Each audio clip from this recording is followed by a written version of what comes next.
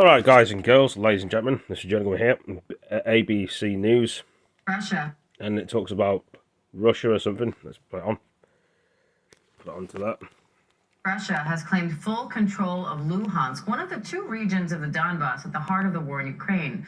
Video posted online shows Russian-backed troops celebrating the front of the Luhansk City Council, but the Ukrainian officials deny the city's being controlled by Russian-backed forces.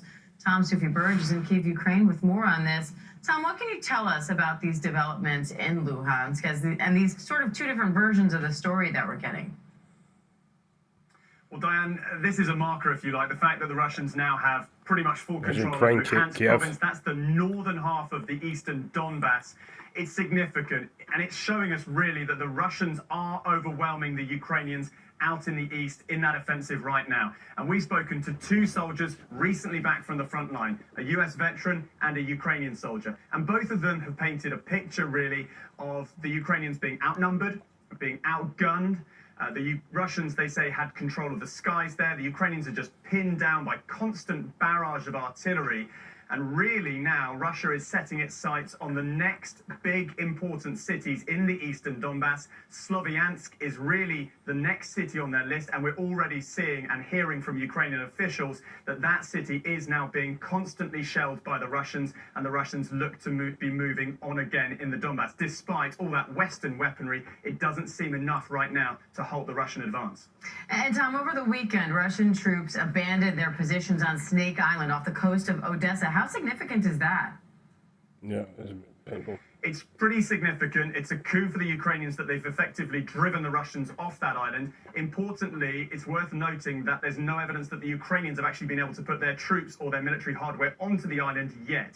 But Snake Island is important because it's the only island in the western fringe of the Black Sea. It's near crucial shipping lanes. And it's also symbolic because Russia took that island on the first day of the war. It's strategically important because it gives whoever controls it a degree of control over the Black Sea. Remember, Ukraine's ports right now are still blocked because of the threat from the Russian Navy south in the Black Sea. And that's why all the food is not getting out. It's pushing up food prices all around the world. That's why that island is not only important for the war here, it's important for the entire world. It sure is. And Tom, Sweden and Finland are now one step closer to becoming members of NATO. So what else needs to happen before that becomes official? Yeah, Diane, effectively, this latest step in the process means that they are now formally invited, Finland and Sweden, to join this defensive alliance. The next step, though, is that all of the national legislatures, parliaments, Congress in the US case, have to pass this, have to okay it effectively.